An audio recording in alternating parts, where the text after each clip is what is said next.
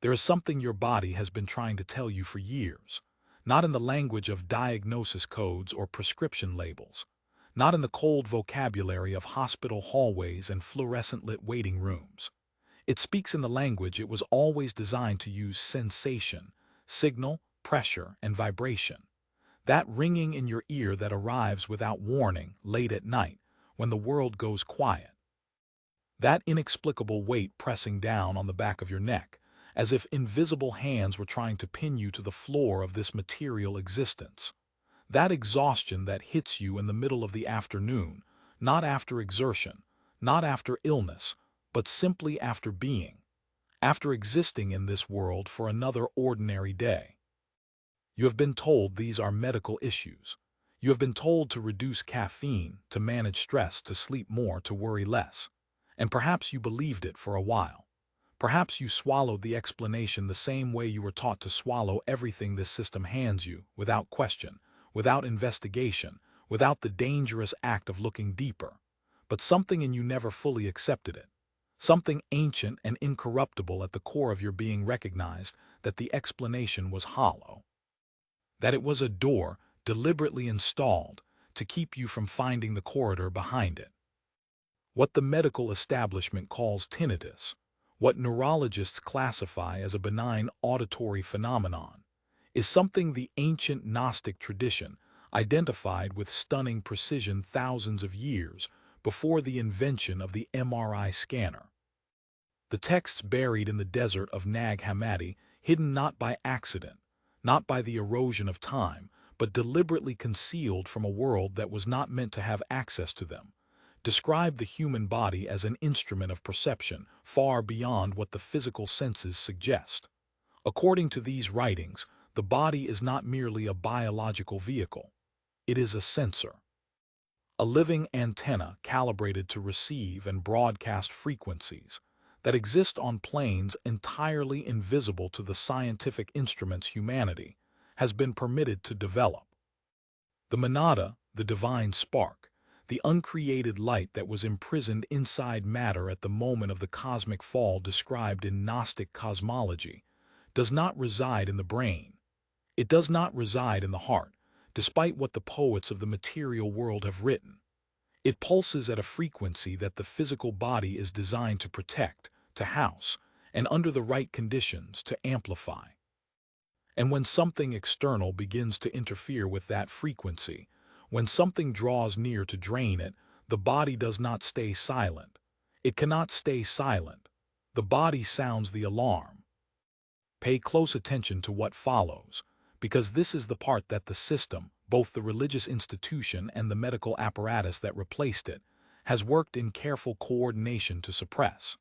When the Archons, those invisible administrators of the material prison described in detail in the Apocryphon of John, seek to extract vital energy from a human being, they do not announce themselves. They do not appear in forms that would trigger alarm or resistance. They operate through frequency, through subtle energetic interference that penetrates the electromagnetic field surrounding the physical body and begins, slowly and methodically, to pull at the light inside. The body registers this intrusion, but because humanity has been systematically severed from the knowledge of what the body actually is, because centuries of religious dogma replaced direct spiritual experience with obedience to doctrine, and because modern medicine then replaced even that with biochemical reductionism, almost no one alive today knows how to read the signal correctly. They feel the ringing and they schedule an appointment. They feel the weight on the back of their neck and they buy a new pillow. They feel the sudden, sourceless exhaustion and they blame their diet or their age or the invisible accumulation of modern life. And while they are busy managing the symptom, the extraction continues undisturbed. The tradition that was systematically dismantled by the institutionalized church, not the Christ of the original Aramaic teachings, but the political architecture built centuries later in his name, knew precisely what these sensations meant. Before the councils of Nicaea and Constantinople redesigned Christianity into a tool of population compliance, there existed a living current of knowledge about the body as a spiritual instrument. The early Gnostic communities practiced methods of energetic protection that were not mystical in the vague, decorative sense that the word mystical has come to mean. They were technical, precise, grounded in an understanding of the invisible anatomy of the human being that modern science has not yet had the courage or the permission to explore. What was suppressed was not mythology. What was suppressed was a manual. And the symptoms you carry in your body right now, the ones that medicine has given names to without ever explaining their true origin, are evidence that the manual was necessary, that the threat it described was real, that the system of energy extraction operating invisibly through the fabric of material reality was not a metaphor invented by ancient people who did not understand physiology. It was an observation. Accurate, repeated across multiple traditions, across multiple continents, across thousands of years of human experience, until the machinery of institutional religion and institutional science collaborated to replace that observation with a diagnosis. Consider what it means if the body is truly a sensor.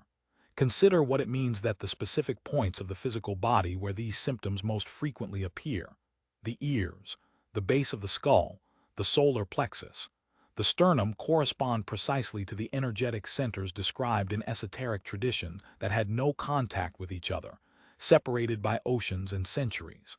The convergence is not coincidence. The location of the alarm tells you something about the nature of the intrusion.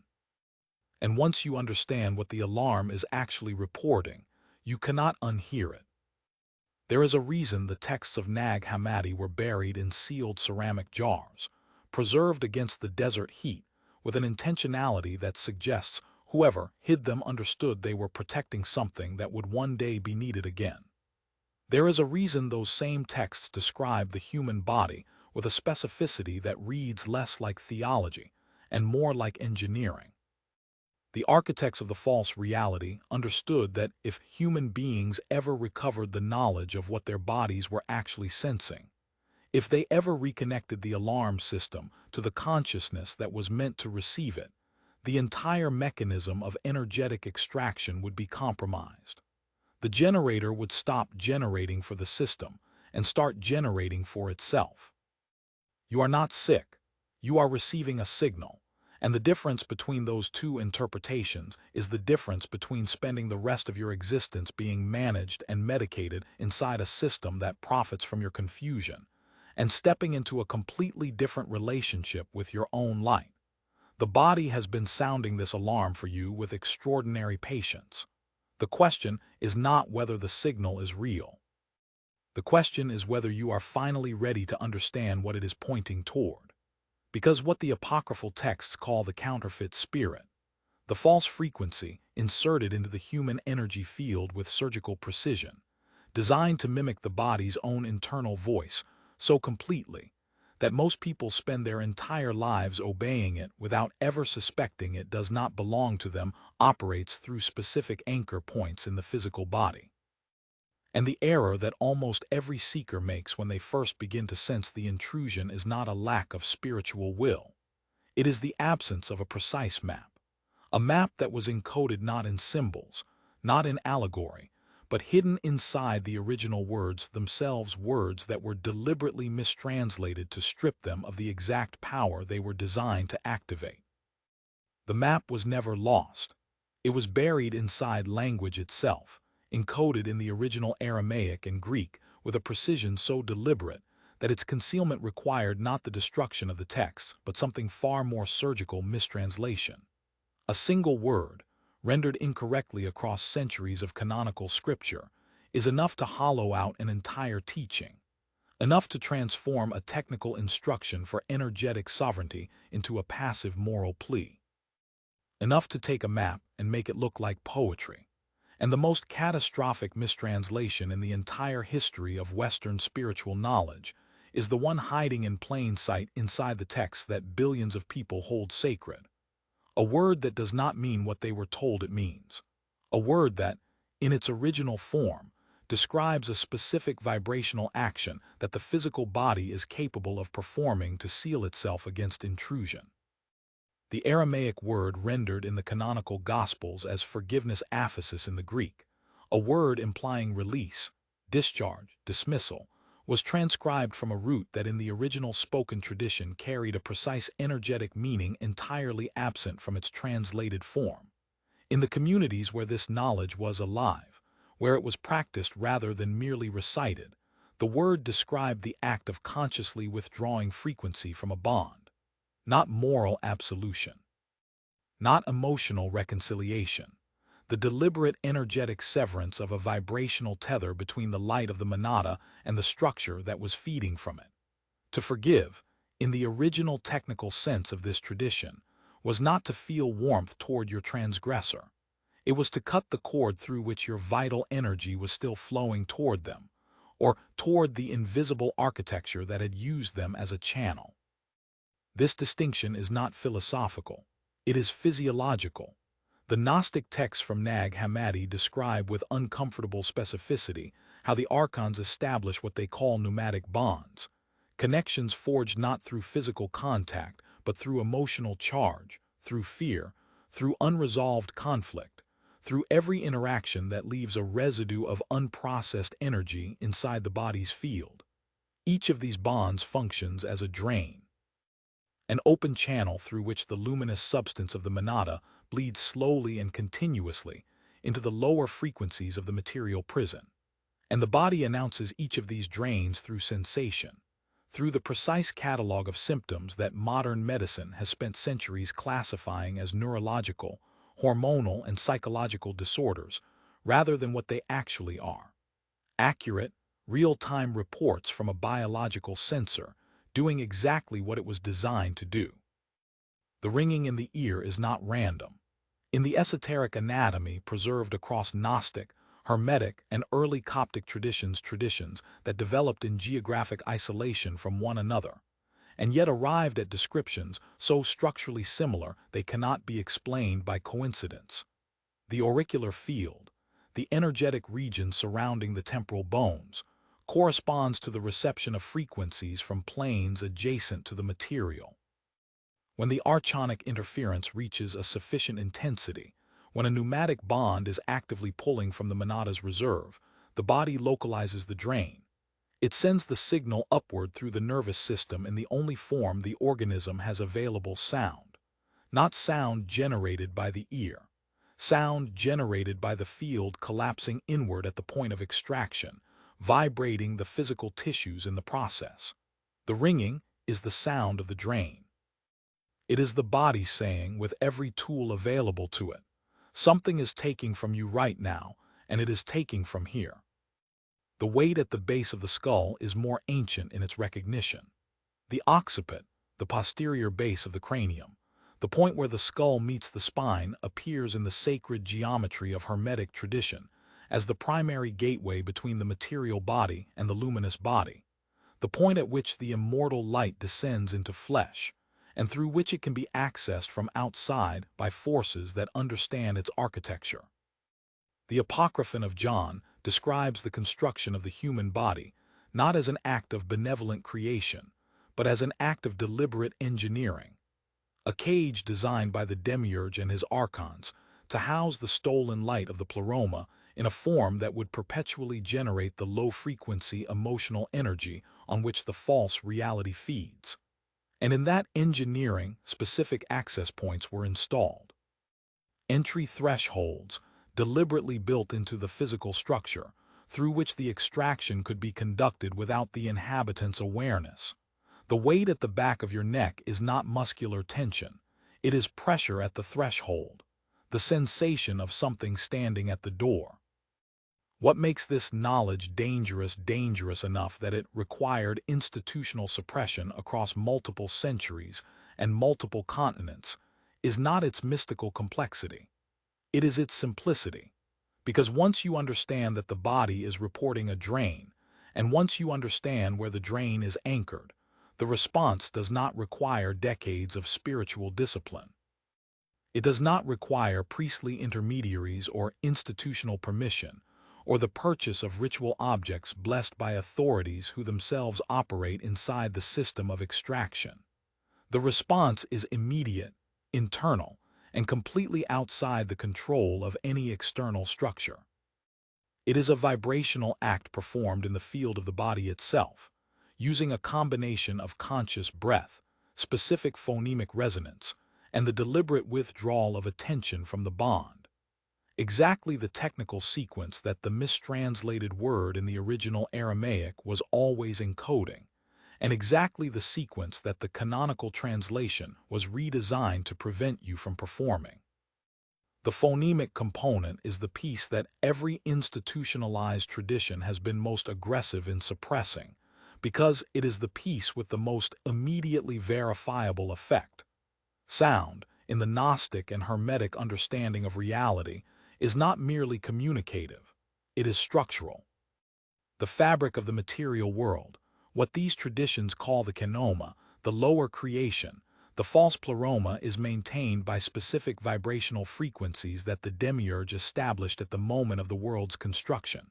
And the human voice, operating at certain frequencies with certain vowel formations, is capable of interfering with those structural frequencies, not metaphorically, not symbolically, in a manner that is directly perceptible to the energetic body, and that produces measurable changes in the quality of the field around the physical form. The text from Nag Hammadi that came closest to describing this practice explicitly, the Gospel of Philip in particular, and several passages in the Trimorphic Protonoia, were the texts most aggressively targeted by the ecclesiastical authorities who ordered the burning of the Gnostic library at Alexandria. The surviving copies were the ones buried in the desert by monks who understood that what they were preserving was not theology, it was technology. And the technology they were preserving was specifically the technology of the voice as a field disruption instrument, a method for using the resonant capacity of the human body to generate a frequency incompatible with archonic interference, a frequency that collapses the pneumatic bonds at the axis, points the body has been identifying through sensation, and seals the threshold against re-entry. The institutions that replaced this knowledge with doctrine did so not out of ignorance but out of full comprehension. A human being who knows how to seal their own field is a human being who no longer needs the intermediary, who no longer needs the priest, the confession, the ritual administered by an authorized representative of a system that depends on the energetic submission of its participants for its own sustenance. The Church did not suppress Gnostic knowledge because it was heretical. It suppressed it because it was functional, because it worked, because a population in possession of this specific technical knowledge would immediately cease to be a population that could be harvested. And the architects of the canonical tradition understood, with a clarity that their modern institutional descendants may no longer fully possess, exactly what they were protecting by replacing the map with the poem. You have been carrying the alarm in your body. You have been carrying the location of the drain, marked in sensation, mapped in symptom, recorded faithfully by a biological instrument of extraordinary precision. The question that remains, the question that cuts through everything the system has ever told you about your body, your pain, your exhaustion, and your inexplicable sense of being perpetually diminished, is what happens the moment you stop treating the alarm as malfunction and start treating it as intelligence. Because the practice that collapses the archonic bond at the point the body has already identified for you, the specific vibrational sequence, that the sealed ceramic jars of the Nag Hammadi library preserved across 16 centuries of institutional suppression, does not begin with belief. It begins with breath. And what that breath activates in the field of the monada, and why the demiurge's entire architecture of control depends on you never drawing it consciously, is the threshold the final revelation now crosses. Draw the breath now, not as a metaphor, not as the decorative opening of a relaxation exercise designed by a system that profits from keeping you perpetually on the surface of your own existence. Draw it as the technical act it was always meant to be, a conscious descent into the luminous architecture of the body, a deliberate movement of awareness into the field where the monada pulses beneath the noise of the material world, beneath the static of the pneumatic bonds, beneath the accumulated frequency of every drain that has been operating in your field since long before you had the language to name what you were feeling. The breath is not preparation. The breath is the first movement of the seal. The trimorphic protanoia, one of the most extraordinary documents to survive the deliberate erasure of Gnostic technical knowledge, describes the descent of the divine light into the body through a sequence it calls the three descents, not spiritual events occurring across cosmic time. Three specific movements of awareness that a human being performs within a single act of conscious breath. The first descent is into sound, the recognition that the body is already vibrating, already generating frequency, already broadcasting into the field around it without any deliberate participation from the consciousness that inhabits it. Most human beings spend their entire lives as unconscious transmitters, broadcasting fear, broadcasting unresolved charge, broadcasting the residue of every pneumatic bond that was ever established through their emotional field, feeding the archonic structure not through any act of surrender, but through the simple, continuous absence of sovereign attention. The second descent is into the specific point of sensation, the ringing, the weight, the inexplicable compression at the sternum or the solar plexus or the base of the skull, whatever location the body has been marking for you with faithful, patient, uncelebrated precision through every symptom you were ever told to suppress with medication or distraction. You bring the breath there, not to heal it in the therapeutic sense that the material world understands healing. You bring the breath there because that is where the bond is anchored, and the bond requires your inattention to maintain its connection. Attention, sovereign, non-reactive, luminous attention directed from the monada outward into the field, is incompatible with archonic interference. It is the one frequency the counterfeit architecture cannot replicate, cannot consume, and cannot survive contact with. The texts describe this with a directness that the canonical tradition spent centuries burying under allegory.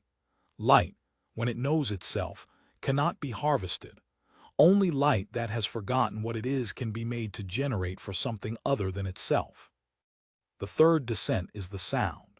And here is where the technical knowledge preserved in the Nag Hammadi texts diverges so completely from anything the institutionalized tradition ever permitted into its sanctioned practices, that the divergence itself becomes the evidence of suppression.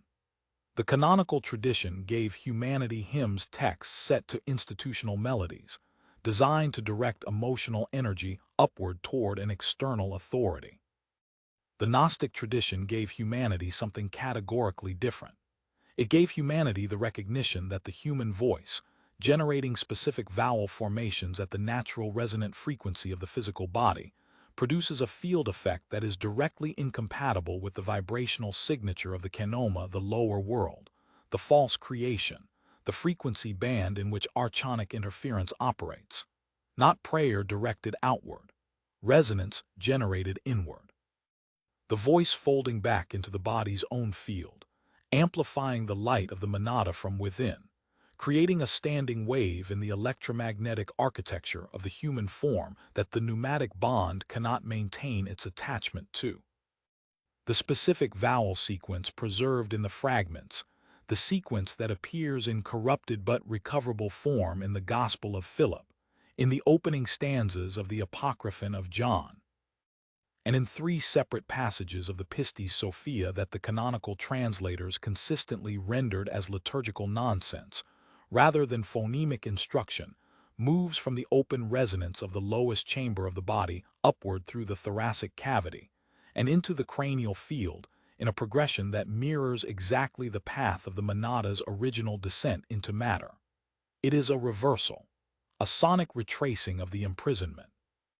And when it reaches the specific point of the body where the drain is anchored, when the resonance arrives at the ringing ear, at the weighted occipital threshold, at whatever location the body has been marking, the bond does not gradually weaken.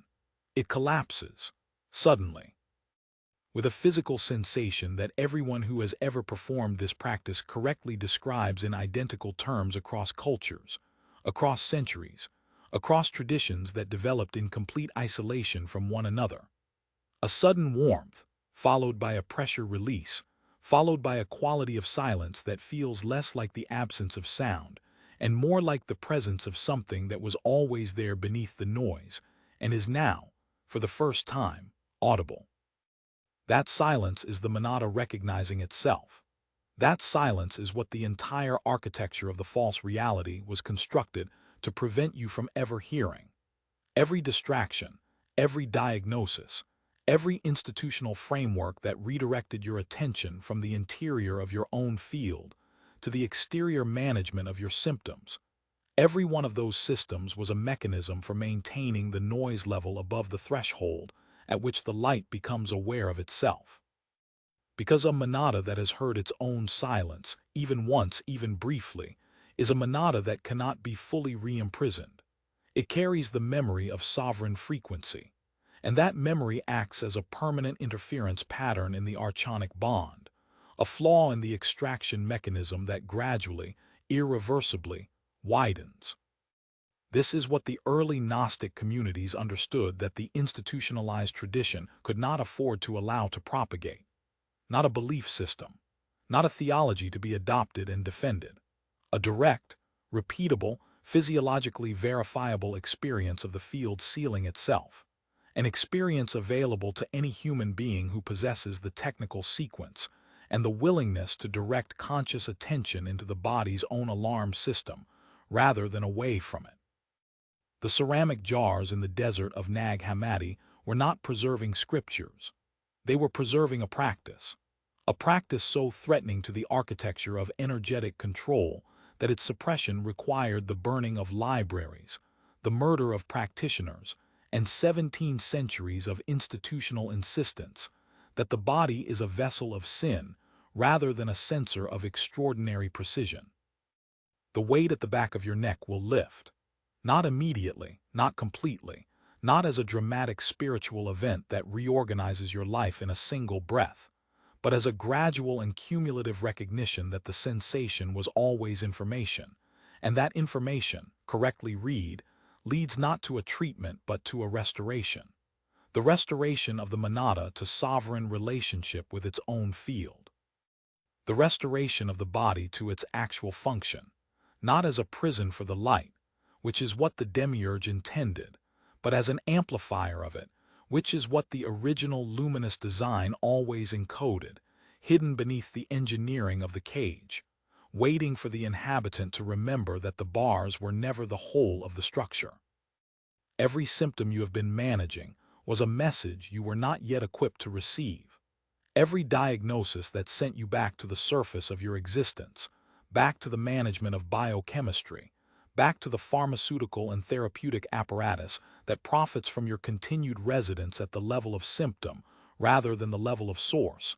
Every one of those redirections was keeping the extraction running cleanly, keeping the generator generating, keeping the light available to something that had no legitimate claim to it, and that depended entirely on the light never turning its attention fully inward, never drawing the conscious breath into the point of the drain, never activating the vibrational sequence that the sealed jars preserved across 16 centuries for exactly this moment in exactly this conversation. You are not broken. You are not chronically ill. You are not deficient in any substance that a system built on your deficiency can supply.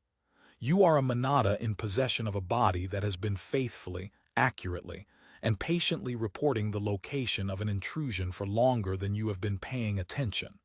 The report is not a diagnosis. It is a map.